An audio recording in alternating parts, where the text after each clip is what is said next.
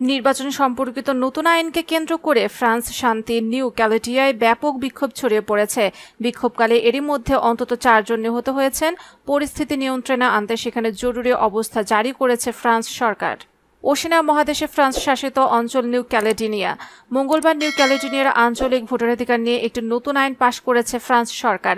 এই নতুন আইন অনুযায়ী নিউ ক্যালেডোনিয়ায় যেসব ফরাসি নাগরিক 10 বছরের বেশি সময় ধরে বসবাস করছে তারা সেখানকার প্রাদেশিক নির্বাচনে ভোট দেওয়ার অধিকার পাবে, যা এক প্রকার নিউ ক্যালেডোনিয়ার নাগরিকত্ব লাভ করা।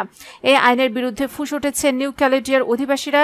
তাদের দাবি বিতর্কিত আইনটি অবিলম্বে বাতিল করতে হবে। বুধবার বিক্ষোভকারীরা বিভিন্ন জায়গায় আগুন জ্বালিয়ে আইন বাতিলের দাবি জানায়। এদিন বিক্ষোভকালে পুলিশের সঙ্গে বিক্ষোভকারীদের সংঘর্ষের ঘটনা ঘটে। এ সময় 3 জন আদিবাসী এবং একজন পুলিশ কর্মকর্তা নিহত হন। এই বিক্ষোভ ঠেকাতে দেশটির প্রায় 2 শতাধিক বিক্ষোভকারীকে আটক করেছে পুলিশ। অবিলম্বে এ পরিস্থিতি নিয়ন্ত্রণে আনতে ওই এলাকায় জরুরি অবস্থা জারি করেছে ফ্রান্স।